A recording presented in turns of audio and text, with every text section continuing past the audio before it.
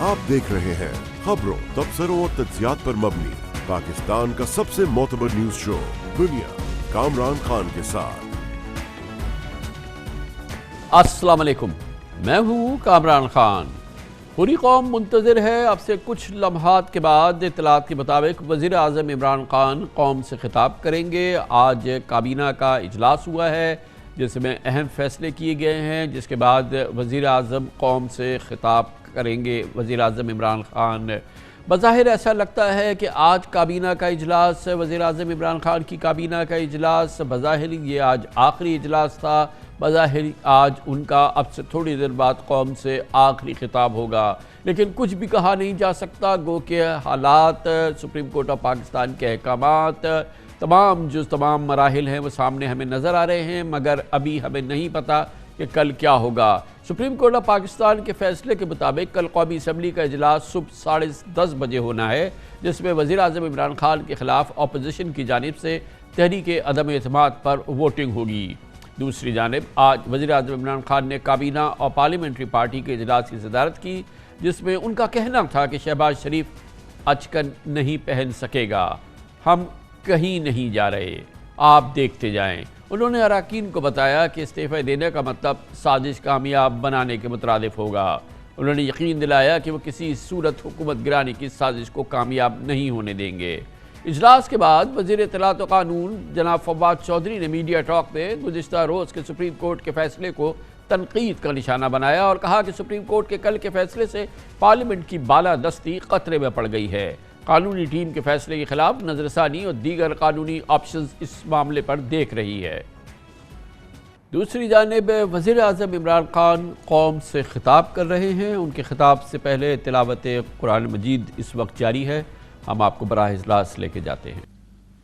बिस्मिल्लाहिर्रहमानिर्रहीम। इय्याका नअबुदु व इय्याका नस्तईन। अल्लाह तेरी इबादत करते हैं और सिर्फ तेरे से मदद मांगते हैं। मेरे पाकिस्तानियों, तकरीबन 26 साल पहले जब मैंने तहरीक इंसाफ शुरू की तो उसके प्रिंसिपल्स मैं फिर से आपको रिपीट करता हूँ, क्योंकि ये कभी 26 साल ये प्रिंसिपल्स चेंज नहीं हुए मेरे। इय्याका नअबुदु व इय्याका नस्तईन, खुददारी, तहरीक का नाम इंसाफ और फिर फलाही रियासत और इंसानियत। ये 3 प्रिंसिपल्स थे जो जब से मैंने ये पार्टी शुरू की इन 3 प्रिंसिपल्स पे मैं चला हूँ। तो मैं 2 के ऊपर आज बात करना चाहता हूँ ख़ास तौर पे। एक है खुददारी और दूसरी इंसाफ। जो सुप्रीम कोर्ट का फैसला आया, मायूसी हुई मुझे, लेकिन मैं ये वाज़ेह कर दूं कि सुप्रीम कोर्ट और पाकिस्तान की अदलिया की मैं इज़्ज़त करता हूँ। मैंने एक ही दफ़ा जेल गुजारी है और वो आज़ाद अदलिया की तहरीक के अंदर मैं जेल में गया, क्योंकि ये मेरा ईमान है कि जब तक एक मुल्क के अंदर इंसाफ नहीं होता, कोई भी मुहज़्ज़ब माशरा उसकी बुनियाद इंसाफ पे होती है, और जो इंसाफ के गार्डियन होते हैं वो आपकी अदलिया होती है। तो मैं ये कहते हुए मुझे अफसोस हुआ, और अफसोस क्यों हुआ मैं ये अपनी कौम के सामने वाज़ेह कर दूं। जो भी अदलिया का फ़ैसला हम एक्सेप्ट करते हैं, अफसोस इसलिए हुआ कि जो डिप्टी स्पीकर ने जो असेंबली प्रोब की थी उसकी वजह क्या थी? उसकी वजह ये थी आर्टिकल 5, यानी कि बैरूनी मुदाखलत हुई थी पाकिस्तान के अदम एतमाद पे। तो मैं ये चाहता था कि सुप्रीम कोर्ट कम से कम इसको देखता तो सही। ये बड़ा सीरियस इल्ज़ाम है कि एक बाहर से मुल्क आपके अंदर एक पूरी साजिश करके एक गवर्नमेंट को उसके ख़िलाफ़ साजिश करके उसको गिराता है। तो इसके ये इतना सीरियस एलिगेशन थी कि मैं चाहता था कि इसकी कोई प्रोब हो।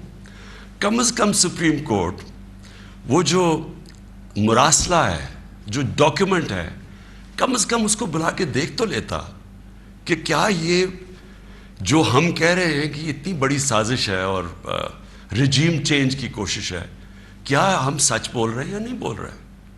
तो मुझे थोड़ी सी मायूसी हुई, क्योंकि ये इतना बड़ा इशू है और इसके ऊपर कोई सुप्रीम कोर्ट में बात नहीं हुई।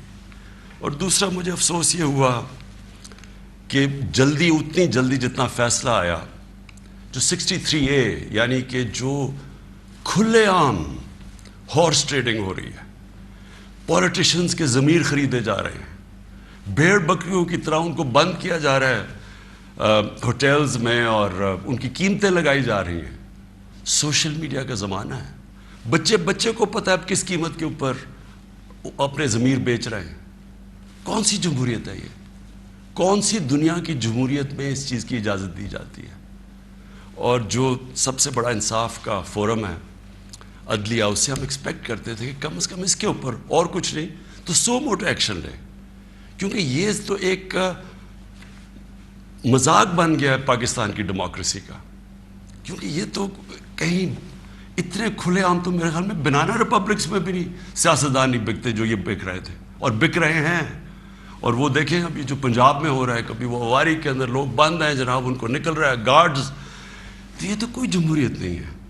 لیکن اس سے جو سب سے تکلیف دہ چیز ہے کہ دیکھیں ایک قوم جس کی 60% سے زیادہ آبادی 30 سال کی عمر سے کم ہے، یہ ہماری یوتھ ہے، یہ ہمارا فیوچر ہے، اور فیوچر کو آپ اگر گائیڈ نہیں کریں گے، ان کی تربیت نہیں کریں گے، ان کی اخلاقیات کو اٹھائیں گے نہیں، اس طرح کی چیزیں کریں گے، تو وہ بھی یہ سمجھیں گے کہ اگر ملک کے جو لیڈرشپ ہے، یہ ریپرزینٹیٹیوز ہیں، یہ اگر رشوت دے کے لوگوں کو خرید رہے ہیں، کوئی بک رہا ہے کوئی خرید رہا ہے، تو ان کی ہم کیا مثال پیدا کر رہے ہیں؟ یعنی یہ کس طرف جا رہا ہے پاکستان؟ اور یہ پہلے بھی یہی شریف برادران نے شروع کی تھی چانگا مانگا، آج سے کوئی 30-32 سال پہلے، یہ تب شروع ہوا تھا یہ بھیڑ بکریوں کی طرح سیاستدان کو خریدنا، اور تب سے سیاست اور نیچے گئی ہے کہ جیسے لوگوں کو یہ پتہ چلا کہ یہ بک رہے ہیں، لوگوں سے ووٹ لے کے آ رہے ہیں کہ ہم آپ کی بڑی خدمت کریں گے، وہاں جا کے لوگوں کی ووٹ لے کے اپنے ضمیر بیچ رہے ہیں، اور پھر ریزروڈ سیٹس والے بک رہے ہیں۔ ریزروڈ سیٹس تو ایک تحفہ دیتی ہے ایک پارٹی کسی کو، وہ بکے ہوئے ہیں، وہ کھلے عام بک کے اور وہ دوسری طرف گئے ہوئے۔ تو میں صرف ایک اب ایز اے پاکستانی بات کر رہا ہوں کہ جو ایک خواب دیکھتا تھا اور شروع سے کہ ایک بڑا ہمارا عظیم ملک بنے گا، اور میری یہ کبھی خواب نہیں گئی میرے سے، میرا یہ بلیف ہے کہ اس ملک نے بڑا ایک عظیم ملک بننا ہے، اور یہ ایک سٹرگل ہے اس طرف جانے کے لیے، لیکن یہ بہت بڑا دھچکا لگتا ہے اس سٹرگل کو جب آپ یہ تماشا دیکھ رہے ہیں۔ تو دونوں چیزیں بڑی سیریس ہیں ملک کے مستقبل کے لیے۔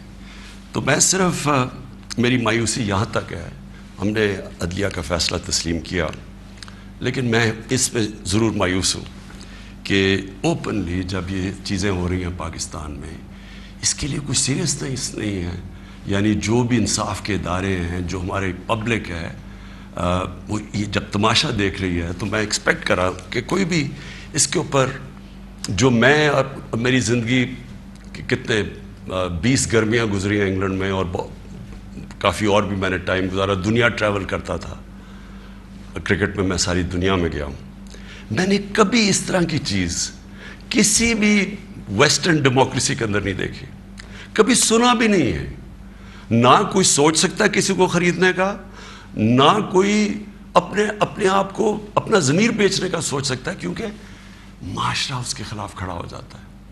جو میں نے اپنے لوگوں کو امر بالمعروف پہ بلایا تھا یہاں اسلام آباد میں، وہ اس لیے بلایا تھا کہ میں نے اپنی قوم کو یہ بتا رہا تھا، آپ کی ذمہ داری ہے کہ جب آپ ایسی چیز دیکھتے ہیں، اگر آپ بدی کو کچھ نہیں کرتے، روکتے نہیں ہیں، وہ پھیل جاتی ہے معاشرے میں۔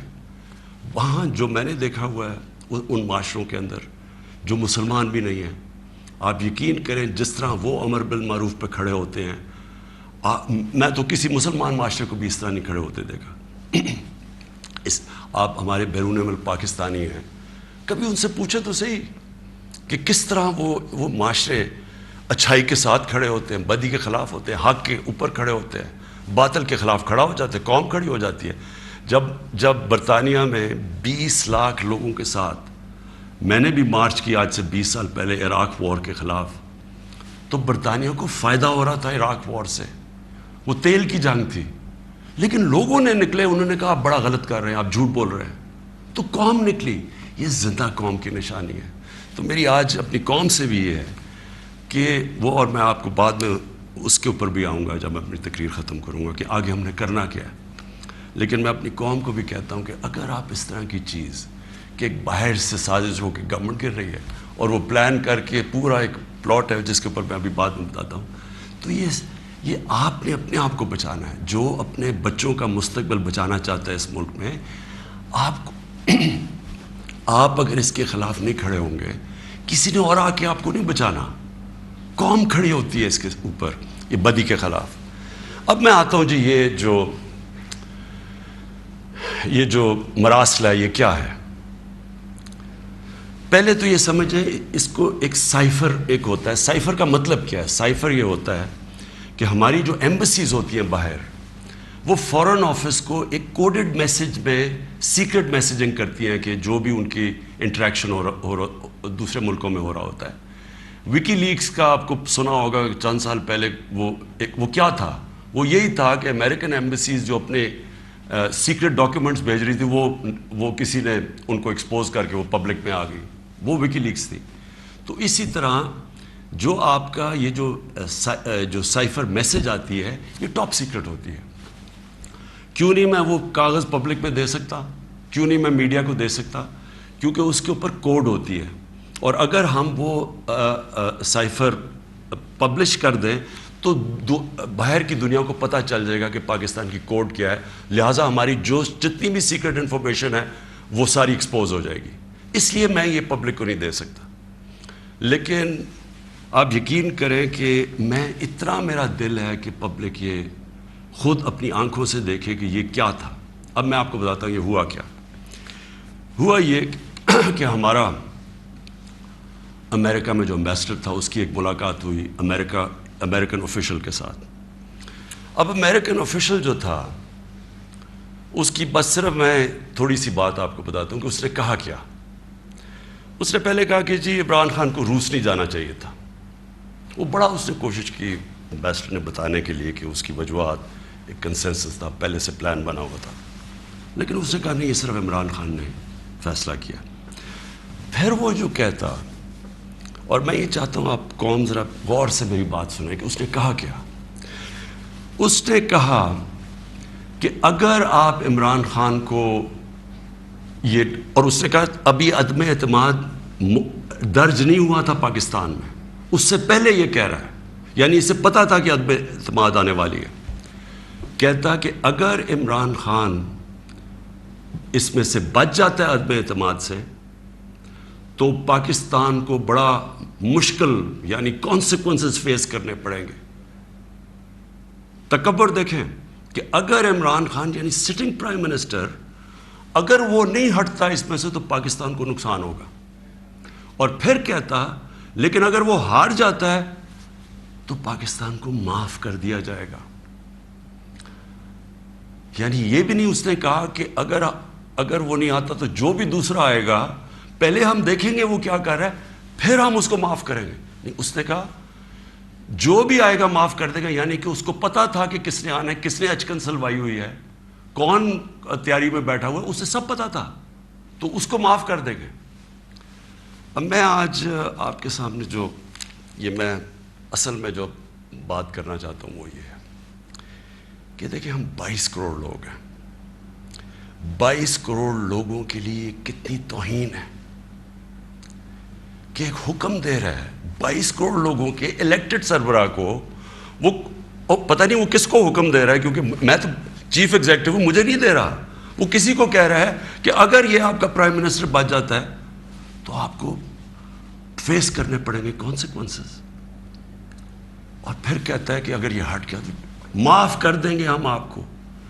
میں صرف آپ کو یہ کہنا چاہتا ہوں کہ میرے پاکستانیوں, اگر ہم نے اس طرح ہی زندگی گزارنی ہے تو ہم اپنے آپ سے سوال پوچھیں کہ ہم آزاد ہوئے کیوں تھے.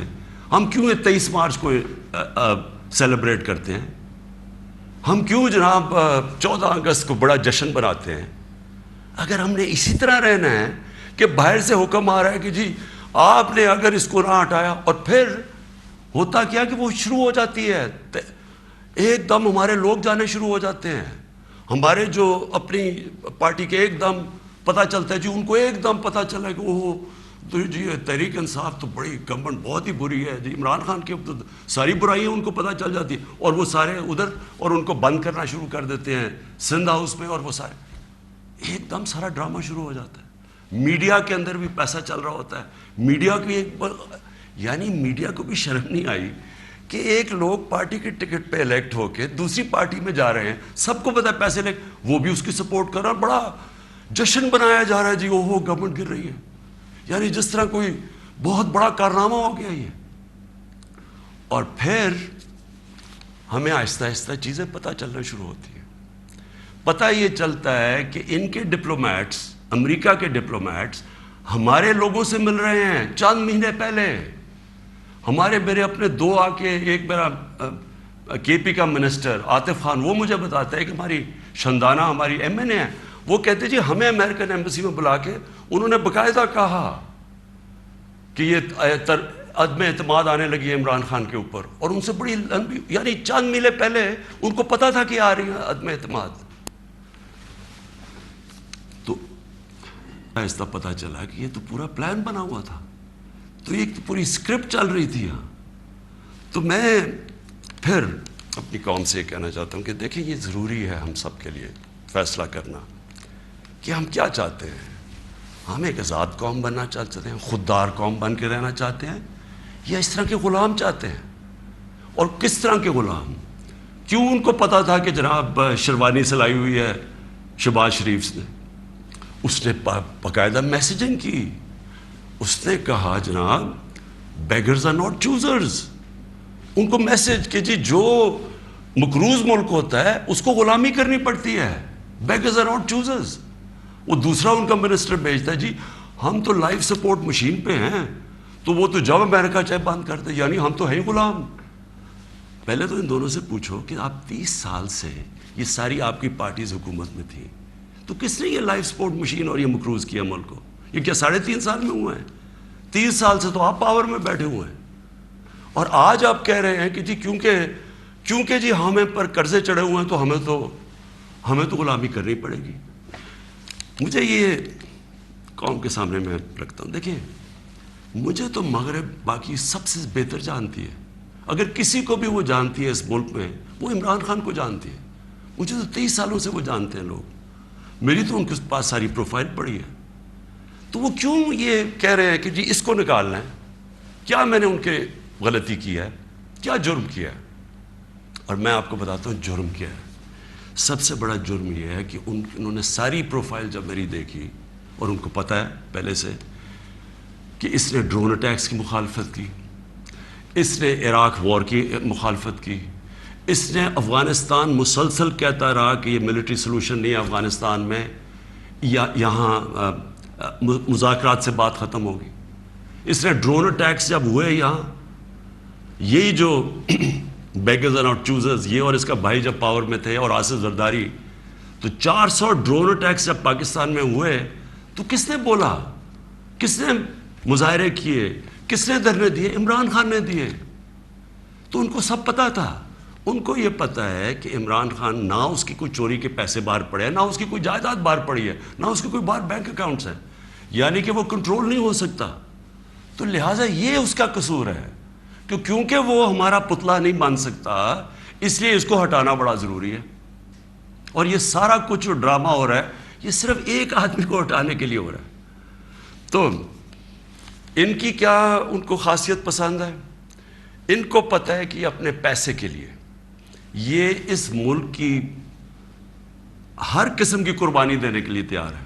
400 ڈرون اٹیکس میں نے بتایا، یہ کبھی ان کے منہ سے سنا تھا کہ یہ ہر ہیومینیٹیرین لاز، ہر ہیومن رائٹس کی وائلیشن ہے کہ آپ کسی آپ ان کی مدد کر رہے ہیں، آپ قربانیاں دے رہے ہیں، اور وہ آپ ہی بمباری کر رہے ہیں.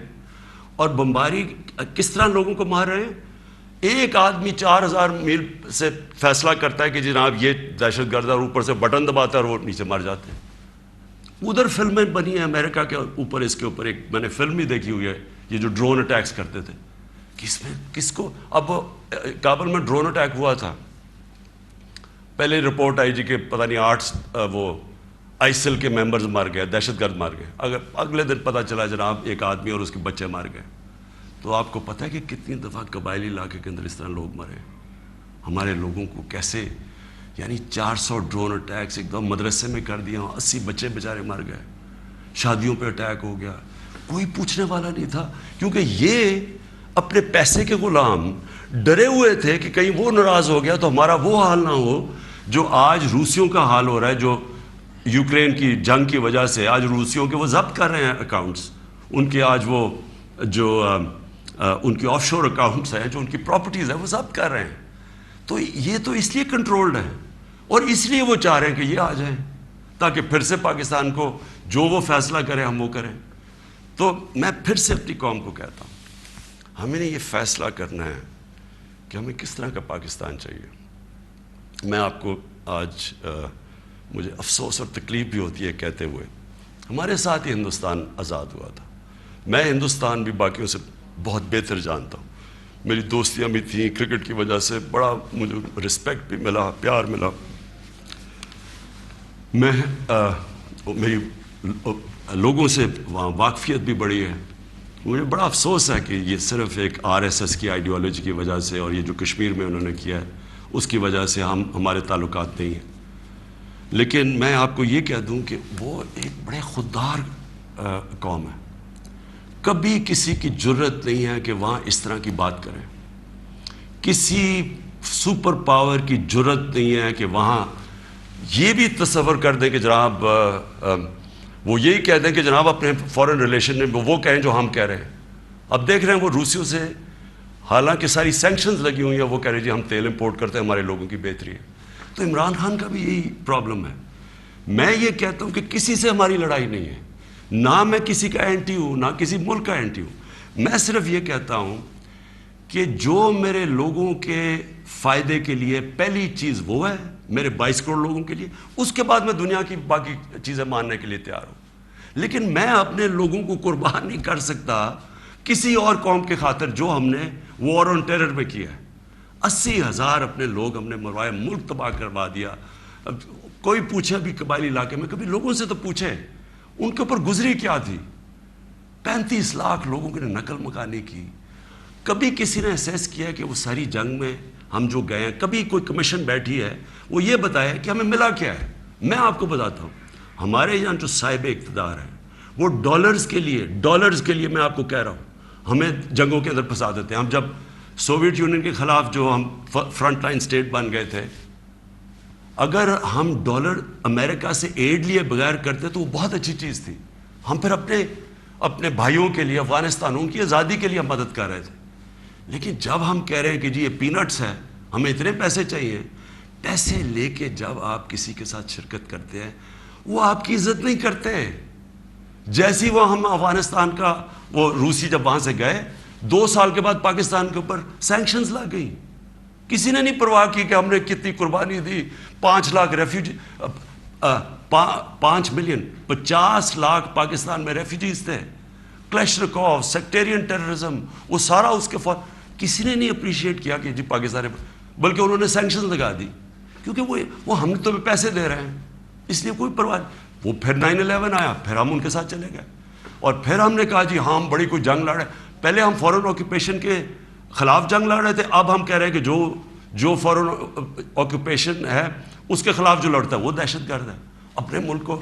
تو کتنی پاکستانوں کی ذلت ملی ہمیں اس میں. کبھی آپ اینالائز کریں کہ اس سے ہمیں فائدہ کیا ہوا، نقصان کیا ہوا. مجھے پتہ ہے کیا نقصان ہوا اور مجھے پتہ ہے کہ ہمیں اس سے کوئی فائدہ بھی نہیں اور اپریشیٹ بھی نہیں ہوئے، بلکہ وہاں بھی ذلت اٹھانی پڑی. تو میرا پوائنٹ یہ ہے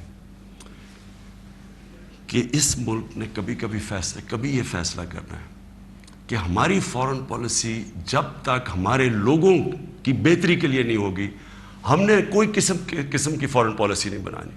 کیونکہ اب ہماری 22 کروڑ لوگ ہیں، ہمیں سب سے زیادہ کوشش کرنی ہے کہ کیسے ہم نے اپنے لوگوں کو غربت سے نکالنا ہے. وہ غربت سے ہم تب نکالیں گے جب ہم کسی کانفلکٹ کا حصہ نہ بنیں، جب ہم امن میں شرکت کریں لیکن جنگ میں کسی کے ساتھ شرکت نہ کریں. اگر کوئی کہے بیسس چاہیے تو نہیں ہم بیسس دے سکتے کیونکہ ہم پہلے مار کھا چکے ہیں اس میں. اس لیے وہ مجھے افسوس سے کہنا پڑتا ہے کہ ان کو وہ لوگ پسند ہیں جو کہ ان کی ہر بات مانیں گے، جو کہیں گے کہ بیگرز آر ناٹ چوزرز، جو کہیں گے کہ جی پاکستان لائف سپورٹ مشین پہ تو مدد کرو. ان کو اس طرح کے لوگ چاہیے، یعنی جو پہلے سے ہی گرے ہوئے ہوں گے. وہ کہتے ہیں نا وہ طفل کیا گرے جو گھٹنوں کے بل چلے، جو گھٹنوں کے اوپر بیٹھے وہ ان کو پسند ہے. لیکن میں اپنی یوتھ سے آج کہنا چاہتا ہوں کہ دیکھیں آپ کا مستقبل آپ کے ہاتھ میں ہے، ملک کی ساورنٹی آپ کے ہاتھ میں ہے. اپنی جمہوریت کو، اس کی حفاظت کون کرتا ہے؟ کوئی فوج نہیں کر سکتی جمہوریت کی حفاظت، کوئی باہر سے فورن پاور نہیں کر سکتی. قوم اپنی جمہوریت کی حفاظت کرتی ہے، قوم اپنی ساورنٹی کی حفاظت کرتی ہے. یہ جو ہماری ساورنٹی کے اوپر اٹیک ہوا ہے، میں آج آپ کو کہہ رہا ہوں، آج آپ اس کے اوپر سٹینڈ نہیں لیں گے، آگے سے یہ ہوا کرے گا کہ جو بھی آئے گا نا پاور میں، جو بھی آئے گا وہ پھر سب سے پہلے دیکھے گا کہ جہاں کوئی سپر پاور تو ناراض نہیں ہو رہی، اور وہ پھر وہی کرے گا جو وہ چاہیں گے، کیونکہ اس کو ڈر ہوگا کہ انہوں نے 5, 10, 15 ارب روپیہ خرچ کرنا اور میری کرسی الٹا دینی ہے. اور وہ انہیں اپنی پاور بچانے کے لیے پھر وہ سارے، جس طرح یہ ہیں کہ بیگرز آر ناٹ چوزرز، اسی طرح کے لوگ آئیں گے. کوئی بھی جب تک قوم اپنی لیڈرشپ کے ساتھ نہیں کھڑی ہوگی اور قوم نہیں کہے گی کہ ہم اپنے ملک کو ایک آزاد ملک دیکھنا چاہتے ہیں، ہماری فارن پالیسی ساورن ہونا چاہیے، ہم اپنے ملک کے مفادات کے لیے، اپنی قوم کے لیے، ہمارے جو لوگ ہیں 22 کروڑ لوگ، ان کے فائدے کے لیے فارن پالیسی بنے گی. اور وہ فارن پالیسی وہ ہے جو ہم سب سے اچھے تعلقات رکھیں. ہم امریکہ کو بار بار ان کو سمجھائیں کہ ہم کوئی میں عمران خان اینٹی امریکن نہیں ہے، لیکن ہم نے بڑی بری حالات دیکھے ہوئے ہیں. ہم نے آپ کی ہم کو ٹیشو پیپر کی طرح استعمال ہونے والی قوم نہیں ہے کہ آپ استعمال کریں اور پھر پھینک دیں. ہم آپ کے ساتھ جو ایک ورڈ ہوتا ہے میوچلی بینیفٹ، آپ کو بھی جس کا فائدہ ہو ہمیں بھی فائدہ ہو. ون سائیڈڈ ریلیشن شپ کسی سے نہیں چاہیے. اور پھر میں کہتا ہوں ہندوستان کو دیکھ لیں، اتنی کسی کی جرت نہیں ہے، کسی کی جرت تھی کہ اس طرح کی بات کرتے ہیں ہندوستان میں. یورپین یونین کے جب ایمبیسڈرز نے یہاں بالکل پروٹوکول کے خلاف سٹیٹمنٹ دی کہ جی پاکستان کو روس کے خلاف سٹیٹمنٹ دینی چاہیے، کیا وہ ہندوستان میں کہہ سکتے ہیں؟ کیا ان کی جرت ہے ہندوستان میں ایسی سٹیٹمنٹ دیتے ہوئے؟ کیونکہ ہندوستان ایک ساورن ملک ہے اور ہم ساتھ ہی آزاد ہوئے تھے. تو میری اپنی قوم سے یہ ہے کہ دیکھیں آپ نے اپنی ساورنٹی کو پروٹیکٹ کرنا ہے. اور میں نے آخر میں اپنی یوتھ سے جو میں بات کرنا چاہتا تھا کہ دیکھیں میں تو یہ امپورٹڈ گورنمنٹ کو بالکل تسلیم نہیں کروں گا. میں نکلوں گا اپنی قوم کے اندر. میں تو میری تو کوئی باپ پولیٹکس میں نہیں تھا، میرا کوئی رشتہ دار یا کوئی میں پولیٹیکل فیملی سے تو تھا نہیں. میں نے تو شروع کی عوام کے اندر نکل کے 14 سال مذاق اڑتا رہا. تھوڑے سے لوگ تھے میرے ساتھ، اور کرتے کرتے اللہ کا کرم ہے کہ ایک دن اللہ نے عوام کے دل میری طرف موڑ دیے اور ایک دم پبلک آنی شروع ہو گئی. اور ابھی جو میں اس کا لاکھ شکر ادا کرتا ہوں کہ ابھی جو ہمارا یہ پریڈ گراؤنڈ میں اسلام آباد میں جو جلسہ ہوا، میرے خیال میں ملک کی تاریخ میں اتنے بڑی ایسے پبلک نہیں نکلی. تو میں تو پبلک نہیں مجھے لے کے آئے ہیں، پبلک کے ساتھ ہی میں نے آنا ہے. میں نے اس لیے شاید ہی پاکستان میں اس کی کوئی مثال نہیں ہے کہ جب انہوں نے وہ عدم اعتماد میرے اوپر یہ لے کے آئے تو میں نے اپنی اسمبلی ڈیزالو کر دی، اپنے آپ کو ڈیزالو کر دیا. اور عوام کے پاس میں نے کہا لوگوں کے پاس جاتا ہوں کہ الیکشن کروائیں، فیصلہ کر لیں، الیکشن سے الیکٹ کریں لوگوں کو. یہ کیا طریقے جی پیچھے سے مل کے کوئی باہر سے کانسپریسی پیسے دے کے کوئی ادھر خرید کے اور جناب آپ وزیر اعظم بن گئے؟ یہ کون سی جمہوریت ہے؟ یہ کس جمہوریت کے اندر اس طرح کے وزیر اعظم بنتے ہیں؟ کیا اس کی کریڈیبلٹی رہ گئی ہے؟ اور وہ کیا بنے گی پارلیمنٹ جس کے اندر جو ایک دوسرے کو چور کہتے ہیں، سارے ایک دوسرے کو یہ چور کہتے تھے، ساروں نے ایک دوسرے کے اوپر کرپشن کیسز بنائے، سب ایک دوسرے کے اوپر ایسی زبان استعمال کرتے ہیں. 20 سال دیکھ لیں کیا کیا ایک دوسرے کو کہتے ہیں. اب یہ سارا یہ جمگٹا اکٹھا ہو جائے گا اور صرف ایک مسئلہ ہو، کسی طرح بس پاور مل جائے تاکہ پھر سے پہلے جو NRO 1 ملا تھا ان کو، ساروں نے انہوں نے مل کے جو چوری کی، جنرل مشرف نے انہوں NRO دے دیا. اب یہ NRO 2 ہوگا، آتے ساتھ ہی پاور. اچھا کیوں نہیں عوام کے پاس گئے؟ انہوں نے کہا 3.5 سال کہ جناب یہاں تو بڑی نااہل حکومت ہے, یہ ایسے ہے, لوگوں میں جائیں گے وہ انڈے ماریں گے. تو ہم تو کہہ رہے ہیں لوگوں میں آؤ, اور آپ یہ پوری کو اب بھاگ رہے ہیں لوگوں کے اندر. کیوں یہ بھاگ رہے ہیں؟ کیونکہ ان کا مقصد کوئی یہ عوام کی پالیٹکس نہیں ہے. ان کا مقصد صرف یہ ہے کہ وہاں اسمبلی میں آئیں. سب سے پہلا یہ کام میں آج آپ کو کہہ رہا ہوں, اور میری قوم آپ کو اس کے اوپر نظر رکھنی ہے, کیونکہ یہ آپ کا پیسہ چوری ہوا ہے. انہوں نے نیب کو ختم کرنا ہے, انہوں نے اپنے کرپشن کیسز ختم کرنے ہیں. اس وقت حالات یہ ہیں کہ یہ جو سارے ضمانت کے اوپر ہیں, یہ ان کو کیا ڈر کس چیز کا ہے؟ ان کے سارے کیسز آنے لگے ہیں سامنے, تو وہ جلدی ہٹانا چاہتے تھے کہ کسی طرح یہ اپنے کیسز سے نکل جائے. تو قوم نے نظر رکھنی ہے. پھر انہوں نے, میں دوسری چیز آپ کو کہوں, یہ کبھی انہوں نے نیوٹرل امپائر سے میچ نہیں کھیلا. ان کا سب سے بڑا خوف یہ ہے کہ وہ جو EVM مشین ہے جو ہندوستان میں بھی ہے, جو جوڈیشل کمیشن بنی تھی 2015 میں, اس کی فائنڈنگ صرف یہ تھی کہ جتنے بھی مسئلے آئے ہیں اگر آپ EVM مشین لے آئیں تو وہ سارے مسئلے حل ہو جاتے تھے. ہم نے تو اس لیے لے کے آئے ہیں.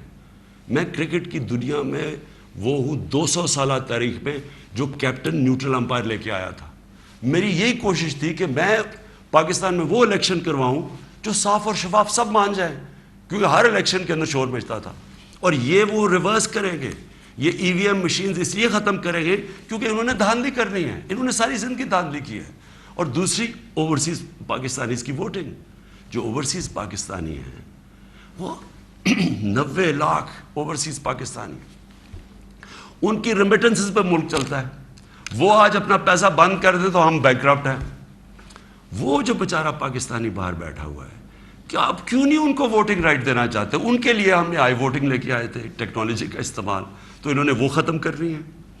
یہ اور پھر انہوں نے پوری گیم تیار کر کے تاکہ سارے اپنے نیچے لوگ لگ جائیں, ان کے جو بیوروکریٹس جو پرانے ان کے اپنے ہیں وہ لگا کے پھر میچ فکس کر کے انہوں نے الیکشن میں جانا ہے. اور وہ یہ سارا مسئلہ ہے. اگر یہ ڈیموکریٹس ہیں اور ان کو واقعی جمہوریت کی فکر ہے تو الیکشن اناؤنس کریں. آپ کہہ رہے ہیں نا کہ اب آپ بڑے پاپولر ہیں, تو آئے الیکشن اناؤنس کریں, میدان میں آ جائے, دیکھیں پبلک کس کو ووٹ دیتی ہے. تو میں اپنی قوم کو آخر میں, میری زندگی سٹرگل ہے, کسی نے اتنی لمبی سٹرگل نہیں کی کہ کسی نے 22 سال اپنی زندگی کے نہیں گزارے سٹرگل کر کے آخر میں کامیاب ہونا. تو میں تو سٹرگل کے اوپر یوزڈ ہوں. میں تو اب ایک سٹرگل کے لیے تیار ہو گیا ہوں. میں نے تو اب پبلک میں نکلنا ہے اور میں نے سٹرگل کرنی ہے. میں آج اپنی ساری قوم کو کہہ رہا ہوں, یہ امپورٹڈ حکومت جو لانے کی کوشش ہو رہی ہے, پرسوں سنڈے کو آپ نے سب نے عشاء کے بعد آپ نے سب نے نکلنا ہے اور ایک زندہ قوم کی طرح احتجاج کرنا ہے, پرامن احتجاج کرنا ہے. میں پھر سے کہتا ہوں, کبھی بھی آپ نے احتجاج پہ توڑ پھوڑ اور کچھ تصادم نہیں کرنا, پرامن احتجاج. لیکن آپ نے بتانا ہے کہ دیکھیں آپ نے اپنی فیوچر کی حفاظت کرنی ہے, آپ نے اپنی جمہوریت, اپنی سوورنٹی کی حفاظت کرنی ہے, اپنی آزادی کی حفاظت کرنی ہے. یہ جو باہر سے امپورٹ کر کے سازش کر کے اور ضمیر خرید کے یہ ڈرامہ جو ہو رہا ہے, آپ نے اس کی پروٹیسٹ کرنا ہے. یہ آپ کا فرض ہے. ایک زندہ قوم امر بالمعروف پہ کھڑی ہوتی ہے, اس سے قوم ایک زندہ قوم کا پتہ چلتا ہے لوگوں کو. اور میں یہ بھی کہہ دوں آخر میں کہ جو تاریخ ہے وہ کبھی کسی کو معاف نہیں کرتی. کون کیا رول پلے کر رہا ہے, تاریخ میں ہمیشہ یہ چیزیں سامنے آ جاتی ہیں. کون سے سپریم کورٹ کے فیصلے اچھے اور کون سے اس ملک کے لیے نقصان دہ, یہ ساری آپ تاریخ اٹھا کے دیکھ لیں, سامنے آ جاتی. تاریخ کبھی کسی کو معاف نہیں کرتی. لیکن ایک زندہ قوم ہمیشہ اپنے حقوق کے لیے کھڑی ہوتی ہے, اور ہمیشہ آپ کی سب سے بڑی کہ آپ نے یہ غلامی نہیں قبول کرنی. ایک آزاد قوم کی طرح آپ نے کھڑے ہونا ہے. ایاک نعبد و ایاک نستعین, لا الہ الا اللہ, کوئی خدا نہیں اللہ کے سوا. یہ نعروں پہ پاکستان بنا تھا, اس کے لیے قربانیاں دی تھی لوگوں نے. اس لیے قربانیاں نہیں دی تھی کہ کوئی باہر سے آ کے امپورٹڈ گورنمنٹ اوپر بٹھا دے اور ہم چپ کر کے تماشا دیکھتے رہیں. یہ اس لیے نہیں لوگوں کو، اس لیے وہ ہندوستان میں جو بیچارے مسلمانوں کے اوپر آج کل اتنے برے حالات ہیں، وہ انہوں نے بھی ووٹ دی تھی پاکستان کے لیے. انہوں نے اس لیے نہیں دی تھی کہ ہم آ کے ایک کیا امپورٹڈ گورنمنٹ کے نیچے ہم بیٹھ جائیں اور ہم جی حضوری کریں اور ہم کہیں جی ہم تو بیگرز آر ناٹ چوزرز. اس لیے نہیں پاکستان بنا تھا. تو آپ نے وہ پاکستان کی خواب کے لیے پرسوں سب نے آپ نے نکلنا ہے، عشاء کے بعد پرامن احتجاج کرنا ہے. اور میں اب آپ کے ساتھ ہوں گا، میں آپ کے ساتھ پوری سٹرگل کروں گا. میں کسی صورت تسلیم نہیں کروں گا کہ کسی قسم کی امپورٹڈ گورنمنٹ اس ملک کے اوپر مسلط کی جائے. پاکستان پائندہ باد.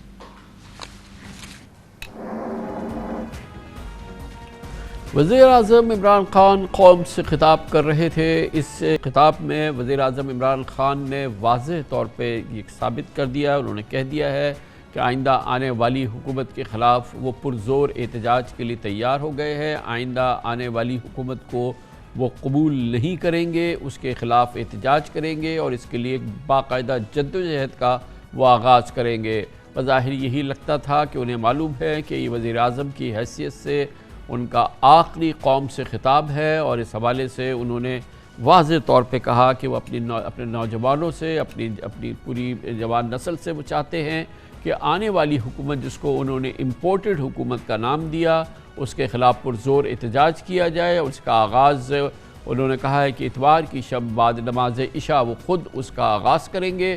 انہوں نے کہا کہ پرامن احتجاج ہونا چاہیے، مگر یہ مسلسل ایک احتجاج ہے جو کہ مسلسل جاری رہنا چاہیے، جس کو انہوں نے جد و جہد کا نام دیا.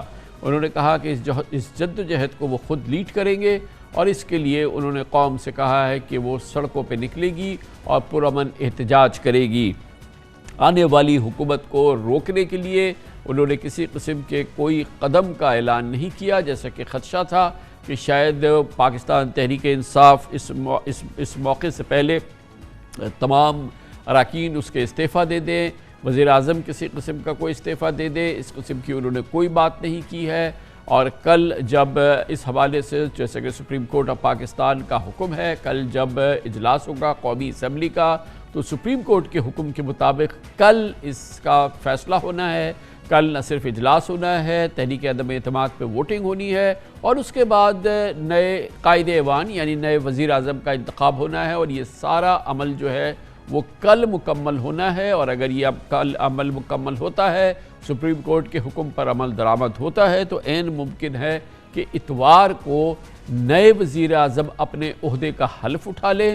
اور اسی لیے شاید عمران خان نے آج یہ فیصلہ کیا ہے کہ اتوار کے روز سے ہی وہ ایک جدوجہد کا آغاز کر دیں گے، ایک تحریک کا آغاز کر دیں گے امپورٹڈ حکومت کے خلاف، جو کہ جس کا نام انہوں نے امپورٹڈ حکومت رکھا ہے.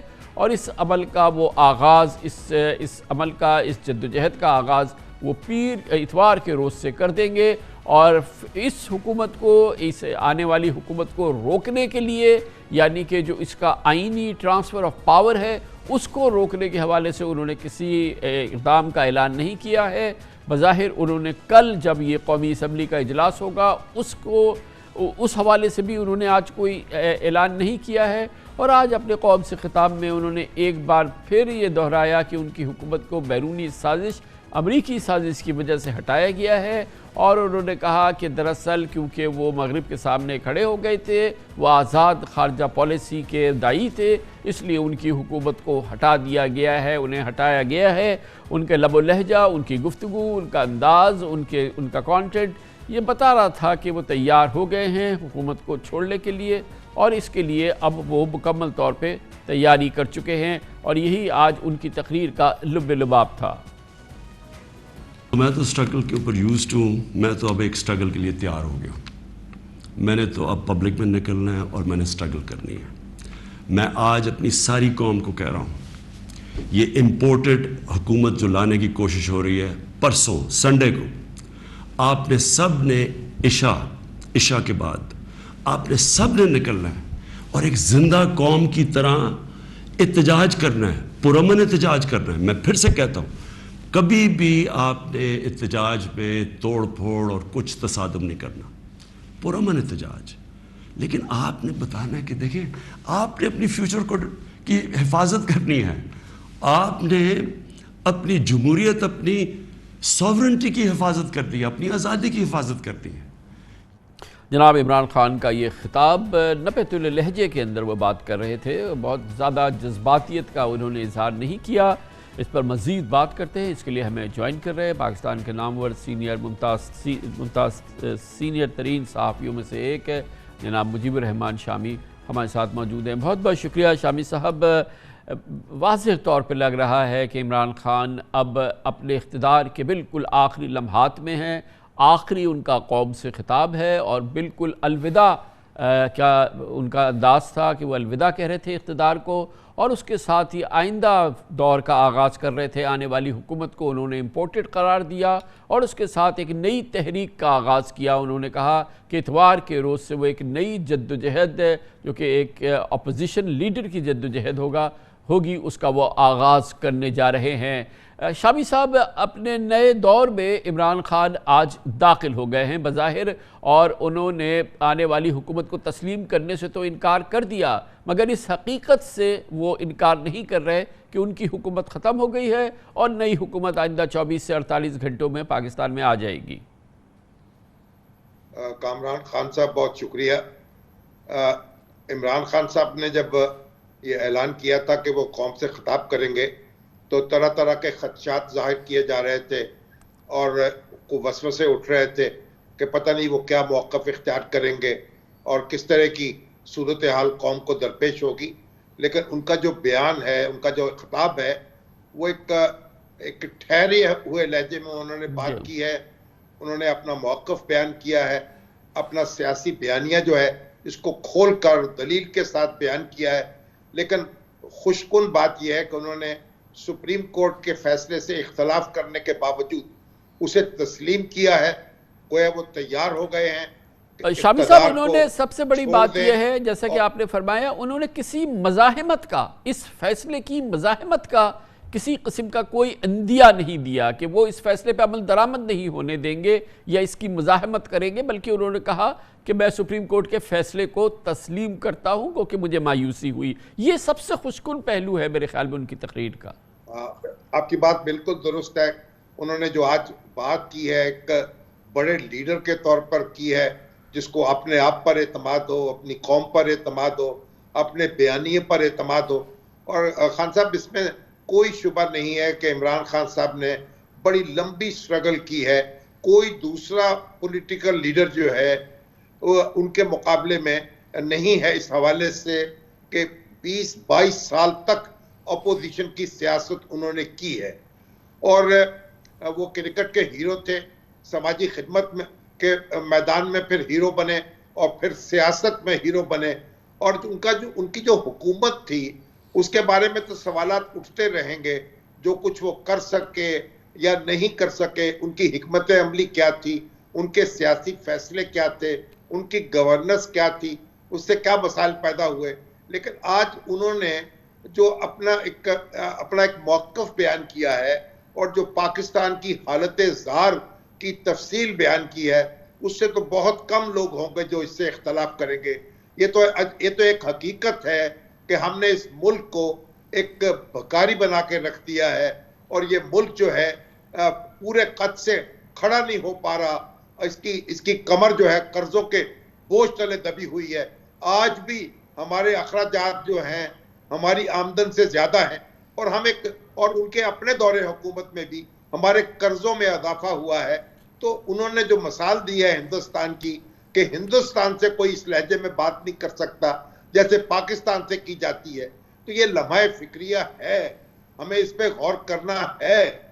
اور انہوں نے اب اس بات کو لوگوں تک لے جانے کا فیصلہ کیا ہے، گویا آئندہ انتخاب جو ہے وہ اس کی طرف قوم کو پش بھی کریں گے۔ ان کی کوشش ہوگی کہ انتخابات جلد ہوں، پھر اس میں اپنا یہ موقف بھی بیان کریں گے، اور اگر قوم ان کے ساتھ کھڑی ہوگی تو پھر اقتدار کا راستہ پھر ان کے لیے کھل سکتا ہے۔ اب اپوزیشن جو ہے، جو کل کی حکومت ہو سکتی ہے، اس کے لیے ایک مشکل صورتحال ہوگی، اسے اس بیانیے کا سامنا کرنا ہوگا، اپنی یکجہتی اور اتحاد کا مظاہرہ کرنا ہوگا، اور جو دعوے وہ کر رہی ہے اس کو پورا اترنے کی کوشش کرنا ہوگی۔ تو ایک لگتا ہے کہ اب سیاسی عمل جو ہے اگر اسی طریقے سے آگے بڑھتا ہے تو وہ توانا ہوگا اور لوگوں کو ایک بار پھر اپنی قسمت کا فیصلہ کرنے کا موقع ملے گا. اور بہرحال فیصلہ تو عوام ہی کا ہوتا ہے, جس کو وہ اقتدار سونپ دیں اور جس سے وہ چھین لیں محلاتی سازشوں کے ذریعے سے, تو کوئی قومیں جو ہے آگے ترقی نہیں کر سکتی, نہ آگے بڑھ سکتی ہیں. تو اس لحاظ سے مجھے تو آج ان کا بیان سن کے, ان کا خطاب سن کے ایک مسرت ہوئی ہے, اور میں سمجھتا ہوں کہ انہوں نے ایک بڑے لیڈر کے طور پر آج خطاب کیا ہے اور اس سے اوپر اٹھے ہیں جو ان کی سیاست کچھ یقینی طور پہ جو اپنے اس دور اقتدار کا وہ آخری لمحات جو تھے وہ انہوں نے بہت وقار سے, میں سمجھتا ہوں, بالکل میں آپ سے بالکل ایگری کرتا ہوں, وقار سے انہوں نے اس کو کنکلوڈ کیا ہے. انہوں نے کہا ہے کہ وہ اپنی جد و جہد جاری رکھیں گے, بالکل وہ جاری رکھیں. آج انہوں نے ایک بیانیہ خوددار پاکستان کا, خود مختار پاکستان کا, ایک آزاد خارجہ پالیسی والے پاکستان کا بیانیہ دیا. اب عوام کو ان کے ساتھ کھڑا ہونا ہے یا ان کے ساتھ آگے بڑھنا ہے یا نہیں. مگر سب سے اچھی بات یہ ہے کہ انہوں نے سپریم کورٹ کے فیصلے کے خلاف کسی مزاحمت کا اعلان نہیں کیا, انہوں نے کسی قسم کی اس کے خلاف کوئی تحریک چلانے کا اعلان نہیں کیا. انہوں نے کہا کہ وہ آئندہ آنے والی حکومت کو تسلیم نہیں کریں گے, اسے امپورٹڈ حکومت وہ سمجھیں گے, اس کے خلاف پرامن وہ جد و جہد کریں گے. انہوں نے خاص طور پر زور دے کے کہا کہ وہ پرامن جد و جہد جاری رکھیں گے. ان کو سامنے ہے, ان کو علم میں ہے کہ آئندہ الیکشن جو ہے وہ چند ماہ دور ہیں, اور چند ماہ دور کے لیے آج سے وہ اپنے الیکشن کیمپین کا انہوں نے آغاز کر دیا ہے. اختتامی لمحات اقتدار عمران خان کے ہم نے دیکھ لیے ہیں, جو انہوں نے کافی باوقار انداز سے ہم نے دیکھا. محترم مجیب الرحمان شامی بھی اس کی تعریف کر رہے تھے, انہوں نے اس کو کنکلوڈ کیا ہے. اتوار کے روز سے وہ اپنی جد و جہد کا آغاز کر رہے ہیں. نئی حکومت اقتدار میں آ جائے گی میرے حساب سے, اتوار کے روز حلف اٹھا لیں گے نئے وزیر اعظم, اور اس کے بعد حکومت ہوگی, شہباز شریف کی حکومت ہوگی اور عمران خان کی حزب اختلاف ہوگی, اور پھر عوام سے کیے ہوئے وعدے ہوں گے, اپوزیشن کے وعدے کہ وہ مہنگائی کم کریں گے, قرضے کم کریں گے, پاکستان کے جو معاشی مسائل ہیں ان کو حل کر لیں گے. کریں گے تو کیسے کریں گے, اور سامنے الیکشن کھڑا ہے. اسی پر اب ہمارا پروگرام آگے چلے گا, اور اس کے لیے ہمارے ساتھ جوائن کریں گے. سب سے پہلے تو اس کا سرکاری موقف دیں گے اس صورتحال کا. ہمارے ساتھ ہوں گے گورنر اسٹیٹ بینک ڈاکٹر رضا باقر, اور پھر ہمیں جوائن کریں گے سب سے اہم معاشی امور کی اس وقت شخصیات میں سے ایک پاکستان میں, اپوزیشن کی ڈاکٹر مفتاح اسماعیل. چھوٹے سے وقفے کے بعد. کئی ہفتوں کے تعطل کے بعد آج پاکستان کی مارکیٹس نے سکھ کا سانس لیا. پہلی بار کئی ہفتوں کے بعد لگا کہ مارکیٹس اور ملک میں اس وقت جو جاری معاشی صورتحال ہے اس میں کسی طرح کا ایک سکوت تھا, جو کہ آج ہم نے دیکھا. اور اس کی وجہ تھی کل اسٹیٹ بینک آف پاکستان کا ایکشن, ہنگامی اجلاس مانیٹری پالیسی کمیٹی کا, اور اس کے فوری بعد شرح سود میں 2.5% اضافے کا اعلان کیا گیا. متعدد اقدامات کا اعلان کیا گیا جس کا کہ آج بڑا پازیٹیو اثر دیکھنے میں آیا. اور 3 ماہ سے جاری سیاسی افراتفری کے بعد آج پہلی بار فورن ایکسچینج اور اسٹاک ایکسچینج کی جان میں جان آئی. آج انٹر بینک میں ڈالر 3 روپے 49 پیسے, تقریباً 3.5 روپے سستا ہو کر 184 روپے 68 پیسے ہو گیا, اور روپے کی قدر میں 1.9% تقریباً 2% آج اضافہ ہوا. جبکہ اسٹیٹ بینک کی جانب سے 2.5% بنیادی شرح سود میں اضافے کے باوجود آج اسٹاک مارکیٹ میں 650 پوائنٹس کا اضافہ ہوا, اور مارکیٹ 1.5% بڑھ گئی. گویا کہ پاکستان کی مارکیٹس نے اس ایکشن کو بہت ہی پازیٹیولی, بہت ہی مثبت انداز میں اس پر اپنے رد عمل کا اظہار کیا ہے. آج کی خوشگوار معاشی پیش رفت کے برعکس تشویش کا پہلو یہ ہے کہ پچھلے 3 ماہ کے دوران سیاسی دھما چوکڑی معیشت و کاروبار کا بھرکس نکال چکی ہے.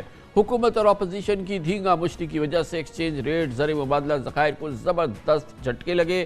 شرح سود اور مہنگائی کا گراف بھی بڑھ گیا, جبکہ اس عرصے میں اسٹاک مارکیٹ بھی ڈاماڈول رہی. 3 ماہ قبل 7 جنوری کو انٹر بینک میں ڈالر 177 روپے کا تھا, جو کل 189 روپے تک جا پہنچا.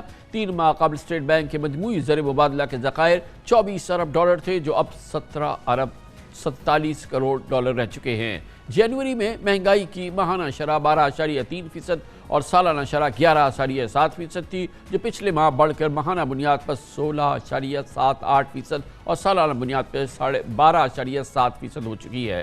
ملک میں پچھلے 4 ماہ سے شرح سود میں 9.7% پر مستحکم تھی، لیکن کل اسٹیٹ بینک کو 250 بیسس پوائنٹ کے اضافے کے بعد شرح سود کو 12.25% تک پہنچانا پڑا۔ 3 ماہ قبل سٹاک مارکیٹ 45,847 پوائنٹ پر تھی، جو کل 43,786 پوائنٹ تک گر گئی تھی، یعنی 3 ماہ میں انڈیکس میں 2100 پوائنٹس کی ریکارڈ گراوٹ ہو چکی تھی۔ لیکن بہرحال اب ایک بہتری کی، سکوت کی اور سکون کی آج فضا قائم ہوئی ہے۔ دیکھتے ہی ہیں کہ آئندہ دنوں میں یہ کس حد تک قائم رہتی ہے۔ پاکستان کی معیشت کو بے پناہ چیلنجز کا سامنا ہے اور سیاسی ہیجان خیزی نے، سیاسی افراتفری نے اس میں کئی گنا اضافہ کر دیا ہے۔ آثار پیدا ہوئے ہیں کہ سپریم کورٹ آف پاکستان کے فیصلے کے بعد شاید آئندہ ہفتے سے سیاسی افراتفری میں بھی کمی آئے یا کچھ اس میں کمی آنا شروع ہوئے اور کسی انداز سے آگے چل کے حالات میں بہتری آئے۔ اسی دوران انٹرنیشنل مانیٹری فنڈ کے پروگرام میں ہے، لیکن اس میں فی الحال اس کا تعطل ہے اور یہ پوری صورتحال بھی یقیناً پاکستان کے لیے ایک بہت دباؤ کا باعث ہے، کیونکہ پاکستان کو غیر ملکی قرضوں کی اپنے ادائیگیاں کرنی ہیں، اپنی جو ذمہ داریاں ہیں وہ ادا کرنی ہیں اور اس کے لیے ضروری ہے کہ پاکستان IMF کے پروگرام میں شامل رہے۔ یہ تمام چیلنجز ہیں جس کا سامنا کرنا ہوگا آئندہ کی ایڈمنسٹریشن کو، جو بھی حکومت آتی ہے، اور ان چیلنجز کا پھر براہ راست اثر ہوگا 22 کروڑ پاکستانیوں پر اور پاکستان کی معاشی ترقی پر۔ ان تمام چیلنجز پہ بات کرنے کے لیے ہم نے دعوت دی ہے۔ ہمارے اسٹوڈیوز میں موجود ہیں governor state bank of Pakistan جناب ڈاکٹر رضا باقر۔ بہت بہت شکریہ ڈاکٹر صاحب، آپ نے ہمیں جوائن کیا۔ گورنر صاحب یہ بتائیے گا کہ کل کے اقدامات جو تھے، یہ ان کا اتنا انسٹنٹ رسپانس آیا ہے کہ یہ چیزیں، ایک تو فوری کریکشن آ گئی ہمارا ایکسچینج ریٹ ہے اس کے اندر، اور پھر ہماری مارکیٹس نے بھی اس کو بڑا پازیٹیولی رسپونڈ کیا۔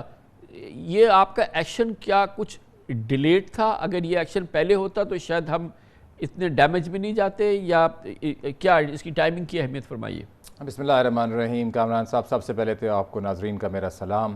دیکھیں، ہماری جو پچھلی مانیٹری پالیسی کمیٹی کی میٹنگ ہوئی تھی وہ 8 مارچ کو ہوئی تھی، اور اس میٹنگ میں جو ہم نے اسٹیٹمنٹ ایشو کی اس میں ہم نے ایک اشارہ کیا تھا، اور اس میں ہم نے بڑے واضح طور پہ لکھا تھا کہ the MPC noted that it was prepared to meet earlier than the next scheduled MPC meeting in late April if necessary to take any needed action to safeguard external and price stability، یعنی اگر foreign exchange کی صورتحال یا مہنگائی کی صورتحال بگڑ جاتی ہے تو اسٹیٹ بینک آف پاکستان کی مانیٹری پالیسی کمیٹی کوئی اور مزید ایکشن لینے کے لیے تیار ہے۔ تو اب ان دونوں ایریاز پہ ذرا اگر آپ ایکسٹرنل کی طرف دیکھیں، فارن ایکسچینج کی طرف دیکھیں، تو آپ نے اپنے ابتدائیے میں بتایا کہ فارن ایکسچینج مارکیٹ میں کافی پریشر تھا، لگاتار پریشر تھا پچھلے کم از کم 1 مہینے سے، اس سے بھی تھوڑا پہلے سے، اور اس کی کچھ وجوہات تھیں۔ ایک تو جو ہماری اندرونی غیر یقینی کی ایک کیفیت تھی، اس کے علاوہ ہمارے ریزروز میں کچھ کمی آئی، اس لیے کہ کچھ ڈیٹ ریپیمنٹس ہو گئیں، لیکن ان کا جو رول اوور اور ان کا جو رینیول ہے وہ ابھی تک نہیں آیا، تو مارکیٹ میں تھوڑی سی اس کی نروسنس تھی۔ اور تیل کی قیمت جو روس اور یوکرین کی جنگ کی وجہ سے مسلسل ایک اونچی سطح پر رہ رہی ہے، اس میں بھی کوئی خاص کمی نہیں آئی۔ تو ایک تو ہماری فارن ایکسچینج صورتحال پہ پریشر تھا، اور یہ جو ایکسچینج مارکیٹ میں آپ کے سامنے تھا تقریباً 190 تک ایک وقت پہ ڈالر پہنچ چکا تھا۔ دوسری، مہنگائی۔ جو انفلیشن کا نمبر آیا اس مہینے کے شروع میں، اس نے یہ بتایا کہ کور انفلیشن اور ہیڈ لائن انفلیشن مزید بڑھ گئیں۔ جو ہیڈ لائن انفلیشن ہے وہ 12.2 تھی فیبروری میں، اور مارچ میں وہ 12.7% ہوگی، اور کور انفلیشن جس کی وجہ سے ہمیں زیادہ کنسرن تھی، کور انفلیشن وہ ہوتی ہے جس میں آپ کھانے پینے کی چیزیں نکال دیتے ہیں جو کہ والیٹائل آئٹمز ہوتی ہیں، تو اس میں بھی بڑا اضافہ ہوا۔ جو اربن کور انفلیشن ہے وہ 7.8 سے 8.9 ہوگی، تقریباً 100 بیسس پوائنٹ کا اس میں اضافہ، اور اسی طرح رورل کور انفلیشن میں بھی۔ تو یہ ڈیٹا جیسے ہمارے سامنے آئے تو ہم نے انٹرنل اس پہ انالیسس کیا، اور پھر ہم نے یہ فیصلہ کیا کہ یہ جو غیر یقینی کی صورتحال ہے اور جو انسرٹنٹی ہے، اور مارکیٹ میں اگر کچھ ایکسپیکٹیشنز ہیں کہ بھئی کوئی ایکشن لینا ہوگا ورنہ ملک کے معاشی حالات خراب ہوتے جائیں گے، تو اس پہ ایک ڈیسائسو طور سے فیصلہ کیا جائے۔ اسی لیے کل کی MPC میں جو فیصلہ کیا گیا اس کے بنیادی مقصد یہ تھا کہ ملک میں مہنگائی کو کم کیا جائے۔ اب کور انفلیشن بھی بڑھ رہی ہے، اس لیے ایکشن لازمی تھا، اور فارن ایکسچینج کی حالت میں بھی بہتری لائی جائے۔ آپ نے دیکھا مارکیٹ کا ریئیکشن، ڈالر جو ہے وہ نیچے آیا، تقریباً 4 روپے نیچے آیا، اسٹاک مارکیٹ بھی اوپر گئی، اور اس کے علاوہ جو ہماری گورنمنٹ کے بانڈز ہیں جو گورنمنٹ قرضہ دیتی ہے اس پہ بھی کمی آئی، یعنی کہ ہمارا مقصد یہ تھا کہ غیر یقینی کی صورتحال میں ایک کوئی ڈیسائسو ایکشن لیں اور بزنس کمیونٹی کو تھوڑا سا کانفیڈنس دیں کہ اسٹیٹ بینک آف پاکستان، جس نے پہلے بھی ملک کے مالی استحکام کے لیے بڑے اہم فیصلے اٹھائے ہوئے ہیں، جب کرونا وائرس آیا تھا تو ہم نے دوسری طرف استحکام کے لیے بہت سٹیمولس دیا، تو اسی طرح اس دفعہ جب اگر ہم آگے چیلنجز دیکھ رہے تھے ایکسٹرنل سائڈ پہ، پرائس اسٹیبلٹی کی سائڈ پہ، تو ہم چاہتے تھے کہ ایکشن لیں، ڈیسائسو ایکشن۔ گورنر صاحب اگر اسی دوران ہم نے دیکھا کہ جو ہماری خاص طور پر سیکنڈری مارکیٹ ہے، وہاں پہ جو ہمارے انٹرسٹ ریٹ تھے ان میں بڑی ڈسپیرٹی آ گئی تھی ہمارے پالیسی ریٹ میں اور اس کے اندر، اور وہ ایک ایسی چیز تھی کہ جس میں کہ فوری ایکشن ضرورت تھی، اور شاید وہ اس سے پہلے بھی لیا جا سکتا تھا، وہ ایکشن جو تھا کچھ ڈیلیڈ ہوا وہ ایکشن۔ کامران بھائی، یہ ہمیشہ ڈیبیٹ ہو سکتی ہے کہ کیا پہلے کیا، کیا بہت دیر سے کیا، اور کبھی کبھار اگر ہم نے ابھی ایکشن لیا، کچھ لوگ تو یہ کہہ رہے ہیں کہ آپ نے 19 اپریل تک انتظار کیوں نہیں کر لیا، تو اس کو تو ہم اینڈلیسلی ڈیبیٹ کر سکتے ہیں، لیکن جو اہم چیز ہے وہ یہ ہے کہ ایکشن لینے کی وجہ سے جو ہم چاہ رہے تھے اس کا امپیکٹ ہو، اسی ڈائریکشن میں اب ہمیں آج کی ڈیولپمنٹس لگی ہیں۔ آپ نے اشارہ کیا کہ یہ کافی ییلڈز بڑھ گئی تھیں، وہ بالکل بڑھ گئی تھیں، کچھ اس میں جو ڈومیسٹک انسرٹنٹی ہے اس کا ہاتھ تھا، کچھ آئی تھنک مارکیٹ دیکھ رہی تھی کہ اگر گورنمنٹ کے اخراجات ہیں تو اس کو کیسے گورنمنٹ فائنینس کرے گی، اور یہ کوئی نئی چیز نہیں ہے، ہمیشہ ہی جب ٹریجری آکشنز ہوتی ہیں تو اس میں ایک یہ لگی رہتی ہے صورتحال۔ ہم چاہ رہے تھے کہ اس صورتحال میں جو انسرٹنٹی کا کمپوننٹ ہے اس کو ہٹایا جائے، اور آج ہم نے پالیسی ریٹ کو بڑھایا، لیکن 1 سال 3 سال کے جو پی آئی بیز ہیں ان کی ییلڈ کم ہوئی، تو اس کا مطلب یہ ہے کہ جو انسرٹنٹی کا پریمیم بنا ہوا تھا وہ کم ہوا ہے۔ تو گورنر صاحب یہ بتائیے گا کہ اس وقت یہ صورتحال، اس میں ایک اور جو ہمیں سورس آف کنسرن لگ رہا ہے وہ ہمارے ریزروز کی صورتحال۔ آپ نے کہا کہ کچھ ہمارے رول اوورز ہیں وہ بھی پینڈنگ ہیں، اور یہ پوری صورتحال جو ہے، کیونکہ جو ہمارا ایک ریزروائر ہوتا ہے اباؤٹ 3 منتھ کی ہمارے پاس امپورٹ کا ہوتا ہے، وہ کم ہو کے 2 مہینے کا رہ گیا ہے، اور کبھی اتنا ایسا ہوئی نہیں ہے صورتحال پچھلے کئی سالوں کے اندر۔ How concern are you? کتنی آپ کو تشویش ہے؟ دیکھیں، اس میں کنسرن تو ہے، لیکن جو اہم بات ہے وہ یہ ہے کہ جو ہم ایکشنز لے رہے ہیں، ہمیں کانفیڈنس ہے کہ ان ایکشنز سے ہم صورتحال کو بہت بگڑنے نہیں دیں گے کہ ہمارے ہاتھ سے نکل جائے، اور اسی لیے ہم نے آج یہ ڈیسائسو فیصلہ لیا 250 بیسس پوائنٹس کا، جو ہم نے کل مارک اپ ریٹ بڑھایا۔ ریزروز کے کم ہونے کی بنیادی وجہ یہ ہے، 1-2 ملکوں کو ہم نے جو ہم نے لون کی ریپیمنٹس کرنی تھی وہاں سے رول اوور ہو رہا ہے، چند دنوں میں، کچھ دیر میں وہ رول اوور ہوئے گا بھی، اور ہمیں کافی امید ہے کہ جب وہ رول اوور ہوئے گا تو اس سے مارکیٹ کو دوبارہ کانفیڈنس بھی آئے گا۔ یوکرین اور روس کی جنگ کی وجہ سے ایمرجنگ مارکیٹس کے لیے، جہاں پہ ڈیٹ لیول زیادہ ہیں، کیپٹل مارکیٹس کا ایکسیس کچھ کم ہو گیا ہے، اور اس کے علاوہ ہمارے ملک میں بھی جو اندرونی غیر یقینی کی صورتحال تھی، اس کی وجہ سے گورنمنٹ کو کیپٹل مارکیٹس کو ایکسیس کرنے میں بھی تھوڑی دشواری تھی۔ ہمیں امید ہے کہ وہاں بھی راستے کھل جائیں گے، اور جب گورنمنٹ دوبارہ کیپٹل مارکیٹس کو ٹیپ کر سکے گی اور بورو کر سکے گی تو ہمیں امید ہے کہ ہم ریزروز کو دوبارہ اوپر لائیں گے۔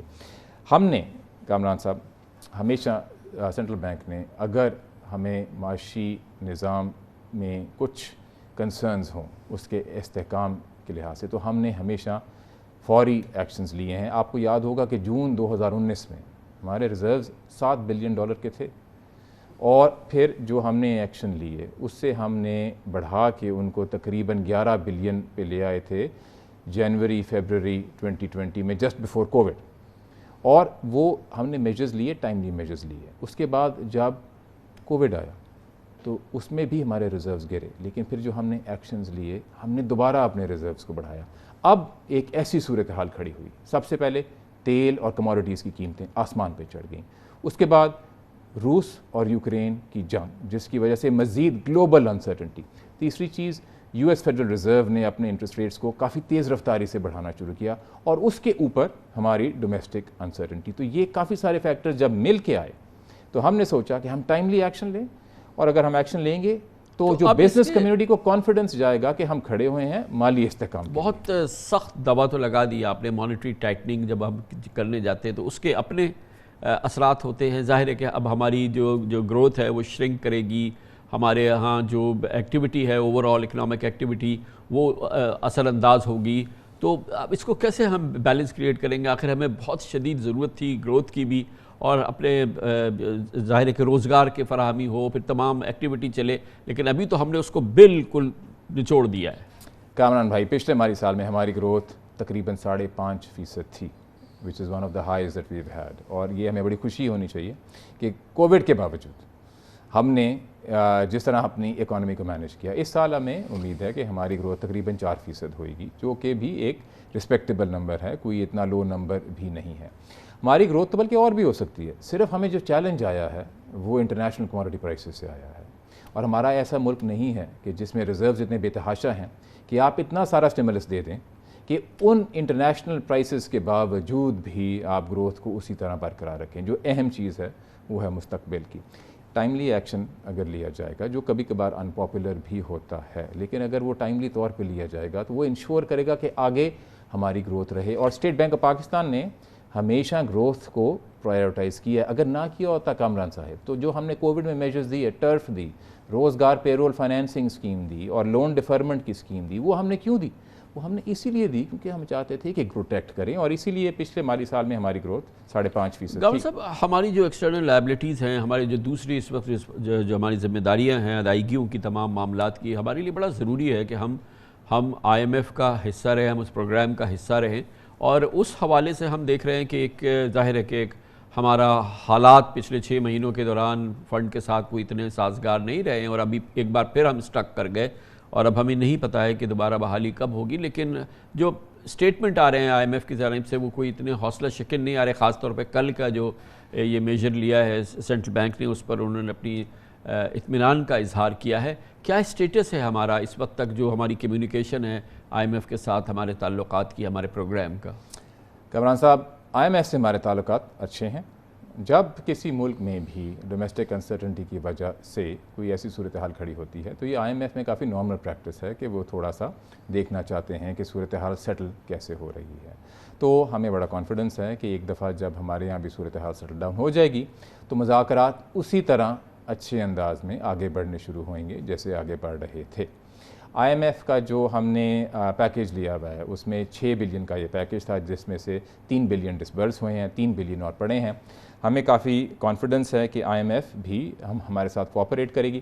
اسٹیٹ بینک آف پاکستان اپنا کردار ادا کرے گا کہ IMF کی کنڈیشنز کو بھی تھوڑا سافن کرے، کیونکہ جہاں پہ پوری دنیا میں کھانے اور تیل کی قیمتیں اتنی آسمان پہ چڑھ گئی ہیں تو جو غریب ممالک ہیں ان کے لیے تھوڑی سی سافٹنس ابھی IMF کے لیے لازم ہے۔ ہم پوری کوشش کریں گے، ماضی میں بھی ہم نے ان کی کنڈیشنز کو سافن کیا ہے اور پروگرام کو بھی چلایا ہے، اور امید ہے کہ اسی طرح آگے بھی کریں گے۔ میجرز لیے ہیں، ایک تو یہ کہ یہ ٹائٹننگ، اور پھر جس طرح سے ایک بڑا پرو ایکٹیو ایکشن لیا ہے، اس کے علاوہ آپ نے ایکسپورٹ ری فائنینس وغیرہ میں بھی تھوڑا اس کو ٹیپر ڈاؤن کیا ہے، جو کہ in line with the IMF کا جو ویژن ہے، یہ جو ان کی سوچ ہے۔ تو میرا خیال یہ تھا کہ یہ انداز یہ لگتا ہے کہ ہمارا کمیونیکیشن بریک ڈاؤن نہیں ہے IMF کے ساتھ، اور ہم جو ہماری رسپانسبلٹیز ہیں ہم کسی حد تک اس کو مینیج کرنے کی کوشش کر رہے ہیں، تاکہ IMF کو یہ نہ لگے کہ ہم نے کمپلیٹ ہمارا بریک ڈاؤن ہو گیا ہے ان کے ساتھ۔ ہمارا بریک ڈاؤن بالکل نہیں ہے، ہماری ٹیکنیکل لیول پہ ان سے ڈسکشنز ہر وقت آن گوئنگ رہتی ہیں، ابھی بھی ہیں، پچھلے کچھ ہفتوں میں بھی رہی ہیں، اور ان کی سائڈ سے بھی بڑی پازیٹیو انگیجمنٹ ہے۔ تو کبھی ایسے نہیں ہوا کہ مذاکرات بالکل رک گئے ہوں، اور جس طرح کہ میں نے کہا کہ جب اگر ایک ملک میں اندرونی صورتحال کی وجہ سے جب یہ غیر یقینی کی کیفیت ہو تو یہ بڑا نارمل ہے IMF کے لیے، تو ہمیں اس میں سے کچھ زیادہ we should not read too much into it, and we should focus کہ اگر ہم ٹائملی ایکشنز اگر لیں گے مانیٹری سائڈ پہ، فسکل سائڈ پہ، تو انشاءاللہ ایسا وقت بھی لائیں گے کہ جب ہمیں IMF کی ضرورت ہوگی نہیں۔ ہمارا سب سے بڑا اس وقت اس ماحول میں، اس اسفیئر کے اندر اس وقت سب سے بڑا چیلنج کیا ہے گورنر صاحب؟ دیکھیں، ابھی تو جو سب سے بڑا چیلنج نہ صرف پاکستان کے لیے بٹ دنیا کی بیشتر ایمرجنگ مارکیٹس، خاص کر وہ جہاں پہ ڈیٹ زیادہ ہے، کہ جو انٹرنیشنل کموڈٹی پرائسز ہیں اور جو انٹرنیشنل کیپٹل مارکیٹس میں ایمرجنگ مارکیٹس کی طرف رسک ایورژن ہے، اس کو ہم نے کیسے ڈیل کرنا ہے۔ یہ ایک چیلنجنگ صورتحال ہے ہر ملک کے لیے، صرف پاکستان کے لیے نہیں۔ ہمیں امید ہے کہ اگر ہم ٹائملی فیصلے لیں گے، جس طرح ہم نے کل مانیٹری پالیسی سائٹ پہ لیا ہے، تو ہم اس چیلنج کو بھی اچھے انداز سے سہ لیں گے۔ دیکھیں کامران صاحب، کووڈ کا چیلنج آیا، ابھی جو چیلنج ہے کووڈ کے چیلنج سے بڑا نہیں ہے۔ पाकिस्तानियों को फ़ख्र करना चाहिए कि कोविड में जिस तरह पाकिस्तानी ने कामयाबी से अपनी मईशत को बचाया, तो अगर उसमें हमने इतनी कामयाब परफॉर्मेंस दी तो हमें कॉन्फिडेंस रखना चाहिए कि इंशाल्लाह इन चैलेंजेस से भी हम एक अच्छे अंदाज से गुजरेंगे इंशाल्लाह। बहुत बहुत शुक्रिया जनाब डॉक्टर रज़ा बाखर, गवर्नर स्टेट बैंक हमारे साथ मौजूद थे। अब हम बात करेंगे अपोजिशन, इस असल पाकिस्तान की इस माशी चैलेंजेस का मुकाबला करने के लिए नई हुकूमत कितनी तैयार है, उसके जहन में खाका क्या है, उसका विजन क्या है, ये शेयर हमसे करेंगे डॉक्टर मिफ्ता इस्माइल छोटे से वक्फे के बाद। Welcome back. वक्फे से कबल आपने सुना गवर्नर स्टेट बैंक डॉक्टर रज़ा बाखर हमारे साथ थे। पाकिस्तान को दरपेश माशी चैलेंजेस और उसका मुकाबला करने की जो सकत है पाकिस्तान की, मौजूदा सूरत हाल, पाकिस्तान की इन चैलेंजेस से मुकाबला करने के लिए क्या कुछ है, इस पर हमारी बात हो रही थी गवर्नर स्टेट बैंक से। अब वक्त आ गया है कि नई हुकूमत की आमद है और ये बात 100% यकीन से कही जा सकती है कि कल तहरीक अदम एतमाद की कामयाबी के बाद एंड मुमकिन है और तकरीबन ये बात 100% यकीनी है कि शहबाज शरीफ वज़ीर आज़म बन जाएंगे, मुत्तहदा अपोजिशन की मखलूत हुकूमत भी कायम हो जाएगी और मुल्क की मौजूदा इस सूरत हाल में हिमालयाई चैलेंजेस से निमटने का एक दौर का आगाज़ हो जाएगा। नई हुकूमत से कैसे चलना है, बहरहाल ये बात तय है कि बहुत ही सख्त मामलात हैं, अंगारों पर चलना होगा, बल्कि एक तरह से एक आग का दरिया है, इसमें कूद के जाना होगा। माशी अबतरी के दलदल में पाकिस्तान फंसा हुआ है और इस जंजाल से निकालना शहबाज शरीफ और उनके माशी टीम के लिए जुए शीर लाना होगा। फ़िलहाल ये यकीन से नहीं कह सकते कि मखलूत हुकूमत कितने अरसे चलेगी, लेकिन ये हकीकत है कि हुकूमत के इब्तदाई हफ्तों में नए माली साल का वफाकी बजट शहबाज शरीफ हुकूमत को देना होगा। IMF प्रोग्राम का मुस्तकबिल भी मखलूत हुकूमत के लिए सबसे मुश्किल फैसला होगा और 2 माह कबल फंड्स की बहाली और $1 अरब की क़िस्त के साथ IMF ने पेट्रोलियम मसनूआत और गैस बिजली की कीमतों में इजाफे का जो मुतालबा किया था, इनकम टैक्स बढ़ाने की जो तजवीज़ की थी, देखना यह है कि क्या शहबाज शरीफ पेट्रोल, डीजल और बिजली की कीमतों में इजाफा कर सकेंगे, क्योंकि वज़ीर आज़म इमरान खान जून तक बिजली 5 रुपये यूनिट सस्ती कर चुके हैं, जबकि पेट्रोलियम मसनूआत की कीमत भी 150 रुपये लीटर से कम है। आज ही पेट्रोलियम डिवीज़न ने पेट्रोलियम मसनूआत कम अज़ कम 35 रुपये लीटर बढ़ाने की सिफारिश की है। IMF ने आइंदा माली साल के लिए 7255 अरब रुपए टैक्स आमदन का टारगेट दिया है। IMF की शराइत पर ही 3 माह कबल तमाम अशिया पर 17% GST लगा दिया गया था, जो महंगाई की अहम वजह है। क्या अब शहबाज हुकूमत 17% सेल्स टैक्स ख़त्म करके अवाम को फौरी रिलीफ देगी? इस माली साल के 9 माह के दौरान तजारती खसारा $35 अरब से तजावुज़ कर चुका है। 8 माह में करंट अकाउंट खसारा $12 अरब से बढ़ चुका है। शहबाज हुकूमत ने इस सिलसिले में क्या तैयारी की है? नई हुकूमत के लिए बड़ा चैलेंज होगा कि रूस यूक्रेन जंग की वजह से पेट्रोल, पाम ऑयल, कोयले के अलावा जो तमाम कमोडिटीज़ की प्राइसेस में इजाफा है उसमें कोई कमी नहीं हो रही, तो इससे कैसे नंबरदाजमा हुआ जाएगा? अहम सवाल ये भी है कि क्या नई आने वाली हुकूमत सेहत कार्ड, एहसास प्रोग्राम, कंस्ट्रक्शन पैकेज के तहत सस्ती होम फाइनेंसिंग, कामयाब किसान प्रोग्राम, कामयाब नौजवान जैसी गरीब स्कीमों को जारी रखेगी और इसके अलावा जो अभी सनती एमनेस्टी जारी की गई है उसको भी जारी रखेगी या नहीं? इस वक्त सरकारी कॉर्पोरेशन के खसारे और वाजबात 5000 अरब रुपए है। IMF ने प्रोग्राम के तसलसल को जून तक के नए SOEs के कानून के साथ मशरूत भी किया हुआ है। शहबाज हुकूमत इस चैलेंज से कैसे निपटेगी? एनर्जी सेक्टर के गर्दिशी कर्जे 2600 अरब रुपए हो चुके हैं। नई हुकूमत के पास गर्दिशी कर्जों में कमी का क्या रोड मैप है? तशवीशनाक बात है, इस वक्त पाकिस्तान पर 51,724 अरब रुपयों के मजमूई कर्जों का बोझ है। अहम तरीन सवाल ये भी है कि अगले माली साल में तकरीबन $20 अरब की डेट सर्विसिंग करनी है, हमें इंटरनेशनल लायबिलिटीज़ पूरी करनी है। वो सब कुछ कैसे होगा?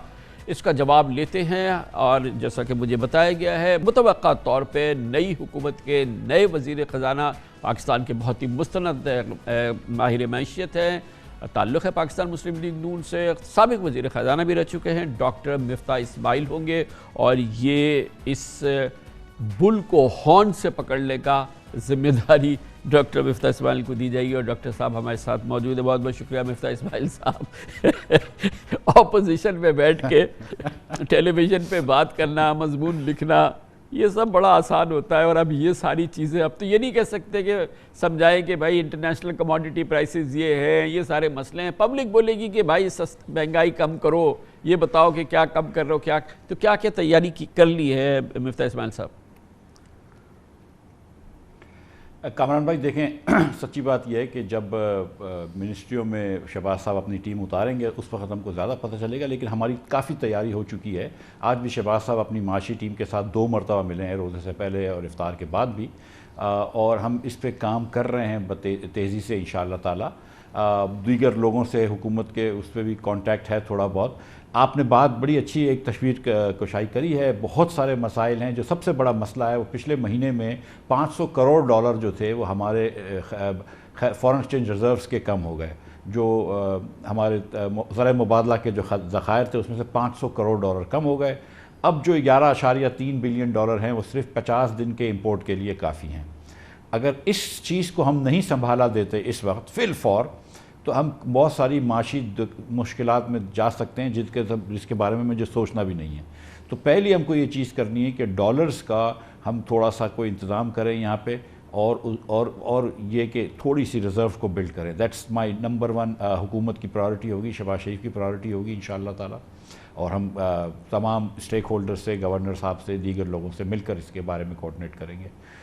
دوسری جو بات آپ نے نشاندہی کری کہ عمران خان صاحب نے جب ایسے ہی عوام کے اوپر بوجھ پڑ رہا تھا تو ٹیکس لگا دیتے تھے پیٹرول کے اوپر. جب ان کو لگی کہ ان کی حکومت جانے لگی تو پھر انہوں نے خزانے کے منہ کھول دیے. اور آپ کو پتہ ہے کہ اب 2 ہفتے کے وہ 33 ارب روپیہ حکومت پاکستان نقصان کر رہی ہے, اپنی جیب سے دے رہی ہے تمام لوگوں کو جو پیٹرول استعمال کرتے ہیں. تو اگر ایک آدمی لینڈ کروزر کے اندر, مجھ جیسا صاحب ثروت آدمی اگر لینڈ کروزر میں جا کے 20,000 روپے کا پیٹرول بھراتا ہے تو حکومت پاکستان اس کو 3,000 روپیہ سبسڈی کے طور پہ دے رہی ہے.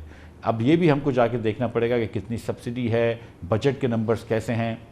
جو شوکت بھائی نے بات کہی تھی وہ شاید صحیح نہیں ہے, حکومت اتنا افورڈ نہیں کر سکتی. IMF ان کی بات نہیں مانا ہے, IMF نے اگلی قسط بھی روک دی ہے. اور یہ بھی ہمارے لیے بہت ضروری ہے کہ IMF کے پروگرام کو ری سٹارٹ کریں, کیونکہ اگر آپ کے پاس صرف $11 بلین رہ گئے ہیں 50 دن کا امپورٹ, تو اس وقت میں اپنی انڈسٹری کو ایک اور جھٹکا دینے کے لائق نہیں رہا ہوں. جو خوشائن بات ہے وہ یہ ہے کہ شہباز شریف صاحب کے آنے کے جب امکانات ہو گئے, کل سپریم کورٹ نے جب آئین کی بالادستی کے بارے میں رولنگ دے دی تو مارکیٹ بھی اچھی ہو گئی, اسٹاک مارکیٹ بھی بڑھ گئی ہے. آپ نے دیکھا ہے کہ روپیہ بھی پورے مہینے بعد میں خاصا 3 روپے بڑھا ہے ڈالر کے سامنے. اور جو سب سے اچھی بات ہے کہ سیکنڈری مارکیٹ میں ٹی بلز کی ایلڈ بھی کم ہوئی ہے. تو حکومت جس ریٹ پہ بورو کرتی ہے وہ بھی آپ کو 0.3% وہ تو کل جو سینٹرل بینک نے انٹرونشن کی, ظاہر ہے بڑی ٹائملی انٹرونشن ہے, اس سے وہ چیزیں اسٹیبل ہو گئی ہیں. اور ایک بہرحال یہ بات ماننے والی بات ہے کہ جب نون لیگ کی گورنمنٹ آتی ہے تو جو بزنس ہے, جو ٹریڈ ہے, اس کا تھوڑا سا انفورس زیادہ ہوتا ہے, اس کا کانفیڈنس زیادہ بہتر ہوتا ہے. تو وہ بھی میں سمجھتا ہوں آپ پہ پریشر ہے کہ اب آپ کو وہ ڈیلیور کرنا ہے, اور اس کے لیے اب صرف باتوں سے تو کام نہیں بنے گا, کیونکہ اب تقریر کا تو کام گزر گیا, اب تو عمل کر کے دکھانا. میں تو کامران بھائی آپ کے توسط سے پورے پاکستان کو ایک انسائیڈ انفارمیشن دے رہا ہوں کہ اسٹاک مارکیٹ بڑھنے لگی ہے, جس کو انویسٹ کرنا ہے کر لو. پھر یہ ایسا نادر موقع نہیں ملے گا. یہ آپ کو عمران خان کی حکومت میں 500 روپے کی نوٹ 50 میں مل رہی تھی, کوئی خریدنے والا نہیں تھا. یہ شہباز شریف آئے گا انشاءاللہ یہ مارکیٹ بڑھ جائے گی. جو دوسری بات ہے کہ آپ کی بات درست ہے کامران بھائی, دیکھیں کچھ چیزوں کو ڈیلیور کرنا ہوگا. کچھ تو ایڈمنسٹریٹو غلطیاں کری ہیں پچھلی حکومت نے, معذرت کے ساتھ اگر میں کہہ دوں, یا جانے والی حکومت نے. جیسا آپ نے دیکھا کہ یوریا اسمگل کرا دیا 1,40,000 ٹن. آپ نے دیکھا کہ اس سے پہلے گندم اسمگل کروا دیا تھا. آپ دیکھیں کتنا خوردنی تیل اسمگل ہو کے پاکستان ایران سے آ جاتا ہے. تو یہ کچھ بیسک غلطیاں کری ہیں. ڈیزل سے بجلی بنا رہے ہیں, سستی گیس نہیں خریدتے, ٹرمینل نہیں لگائے, پائپ لائن نہیں لگائی. آپ کے پاس اتنا مشین پڑا ہوا ہے بجلی بنانے کا, آپ لوڈ شیڈنگ کر رہے ہیں, وہ مشین بند رکھے ہوئے ہیں, لیکن آپ کو ان کی ری پیمنٹس تو کرنی ہے. تو جب ہم ان کو چلائیں گے انشاءاللہ تعالیٰ, اور آپ کو پتہ ہے کامران بھائی 2 سال کے اندر اگر آپ 200-300 ارب روپے خرچ کریں کیبلز وغیرہ پہ, ٹرانسمیشن کیبلز پہ, تو آپ ٹرانسمیشن لاسز کم کر سکتے ہیں, ڈسٹریبیوشن لاسز کم کر سکتے ہیں.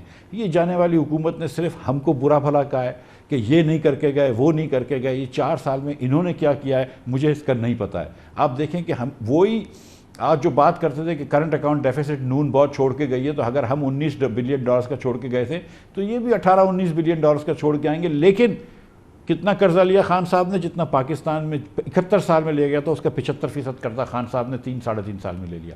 تو اب ہم کو یہ ڈیفیسٹس کم کرنے ہیں. میرے لیے سب سے بڑی جو پرائیورٹی ہے, جو مسلم لیگ نون کی ٹیم کے لیے ہے, شہباز شریف کے لیے, کہ اگلا بجٹ ڈیفیسٹ, اگر ہم بجٹ دے رہے ہیں تو بجٹ ڈیفیسٹ کو کنٹین کرنا ہے. پہلے تو یہ بتائیے نا کہ یہ ابھی ہم اس وقت اپریل میں آ گئے, کل گورنمنٹ بن جائے گی, پرسوں بن جائے گی گورنمنٹ, اور اس کے بعد مئی ہے, مئی تو بجٹ ٹائم ہے. تو ابھی اس وقت تو اب آپ بجٹ کی تیاری شروع کی ہے آپ نے, کیونکہ بجٹ تو دینا ہے آپ نے. سر دیکھیے جو مجھے کہا گیا تھا، میں سیدھی بات کر رہا ہوں، جو مجھے کہا گیا تھا وہ یہ تھا کہ 1.5 مہینے تک ہم نے حکومت میں رہنا ہے اور پھر الیکشن میں چلے جائیں گے. لیکن جو کل الیکشن کمیشن کی بات آئی ہے کہ 7-8 مہینے تک الیکشن نہیں ہو سکتے، تو اب شاید اگر ایسا ہے کہ آپ کو جولائی تک رہنا ہے، تو بہرحال in any case as a responsible person ہم بجٹ کی تیاری، رسپانسبل ٹیم ہم بجٹ کی پوری تیاری کریں گے اور انشاءاللہ تعالیٰ اس قوم کو اچھا بجٹ دے کے جائیں گے. اور جو شہباز شریف صاحب کی ایک پرائورٹی ہے اور انشاءاللہ وہ کل یا پرسوں قوم سے خطاب کریں گے، ایک پرائورٹی وہ بھی ہے کہ اربن پور اور رورل پور، دو لوگ جو بہت زیادہ پسے ہیں انفلیشن سے، ان کے بھی کچھ درد پہ، زخم پہ مرہم رکھیں گے انشاءاللہ تعالیٰ. یہ دو جو سیگمنٹس ہیں. اچھا یہ طے ہے نا مفتہ بھائی، یہ تو طے ہے نا کہ ہم نے ہر صورت میں فنڈ کو رکھنا ہے، آئی ایم ایف کے ساتھ ہمیں چلنا ہے، اور چلنا ہے تو پھر ظاہر ہے کہ آئی ایم ایف جو ہے آپ کی کنڈیشن پہ تو نہیں چلے گا نا، وہ تو پھر آئی ایم ایف کی اور آپ کی مل کی کنڈیشنز بنیں گی، اور وہ تو پتہ ہے وہ کیا ریسیپی ہوتی ہے، وہ سختی ہوتی ہے. جی کامران بھائی دیکھیں، جو نارملی آئی ایم ایف کی جو کنڈیشنز ہوتی ہیں وہ ابتدا میں سخت ہوتی ہیں، پھر آہستہ آہستہ چلے جاتی ہیں، سلو ہو جاتی ہیں، کیونکہ یہ کووڈ بھی آ گیا تھا تو اس لیے بیچ میں ریلیکس ہو گئے تھے، اور پھر کیونکہ اتنا کرنٹ اکاؤنٹ ڈیفیسٹ بڑھ گیا، عموماً آئی ایم ایف کے پروگرام کے دوران نہیں بڑھتا ہے لیکن یہاں بڑھ گیا. اور مجھے اب یہ دیکھنا پڑے گا کہ شوکت ترین صاحب نے کیا وعدے وعید کرے ہوئے تھے آئی ایم ایف کو. کچھ انہوں نے ایمنسٹی کے بارے میں بھی لکھ کے دیا ہوا تھا، کچھ انہوں نے پیٹرولیم لیوی کے بارے میں بھی لکھ کے دیا ہوا تھا. ان چیزوں کو آئی ایم ایف سے بھی بات کرنی پڑے گی ایک موضوع وقت پہ، لیکن یہ کہ وقت سے پہلے نہیں، جب حکومت ہماری لیگلی ایک دم اسٹیبلش ہو جاتی ہے پھر انشاءاللہ تعالیٰ یہ باتیں کریں گے. آپ کی یہ بات درست ہے کہ آئی ایم ایف اس لیے اس وقت قوم کے لیے، میرے خیال سے پاکستانی بزنس کے لیے اسینشل ہے، اور انشاءاللہ تعالی ہم وہ یہ چیز کو بخوبی انشاءاللہ تعالی خوش اسلوبی کے ساتھ معاملے کو طے کریں گے. گویا مفتہ بھائی ایک چیز تو یہ ہے نا کہ جیسا کہ نواز شریف کی، مریم بی بی کی، خود شہباز صاحب کی یہ پرائیورٹی رہی ہے کہ ہمیں فوری الیکشن پہ جانا ہے تاکہ ہم ایک سالڈ مضبوط گورنمنٹ بنا لیں، تو وہ پرائیورٹی ابھی چینج نہیں ہوئی ہے. الیکشن کمیشن کی طرف سے جو عذر سامنے آیا ہے وہ اپنی جگہ ہے، تو اس سے 2-3 مہینے آگے پیچھے چیز ہو گئی ہے، مگر وہ پرائیورٹی جو ہے وہ اپنی جگہ برقرار ہے کہ پہلے الیکشن میں جائیں، الیکشن سے ایک مضبوط گورنمنٹ بنائیں، پھر اس کے بعد اپنے سفر کا آغاز. جی کامران بھائی دیکھیں، جو جس قسم کی عجیب سی ایک پالیٹی کر دی تھی کہ ہر اپوزیشن والے کو گالی دینا، ہر اپوزیشن والے سے لڑائی کرنا، کوئی آپس میں نیگوسیٹ نہیں کرنا. دنیا بھر میں پارلیمنٹس ہوتی ہیں، اپوزیشن ہوتی ہے، حکومت ہوتی ہے، بیٹھ کے لوگ طے کرتے ہیں بات. جب 2013 سے 18 ہماری حکومت تھی تو الیکٹورل ریفارم ہم سب کے ساتھ بیٹھ کے طے کیے تھے. اب پی ٹی آئی بھی تھے، پی ایم ایل این کے بھی لوگ تھے، پیپلز پارٹی کے بھی دوست تھے. اس بار ایسا کیا ہو گیا کہ یہ ہر چیز اکیلے کرتے ہیں؟ کیا پورے پاکستان میں ایک ہی آدمی ایماندار تھا؟ کیا پورے پاکستان میں ایک ہی آدمی محب وطن تھا؟ آپ 200 لوگوں کو اگر آپ پوری اپوزیشن کو غدار کہہ رہے ہیں تو سر وہ پھر تھوڑی سی قابل ایکسیپٹیبل بات نہیں ہوتی ہے، قابل قبول بات نہیں ہوتی. تو انشاءاللہ پہلے تو یہ پالیٹی اچھی کر لیں گے، یہ میرے خیال سے انشاءاللہ اگلے 2-3 مہینے میں.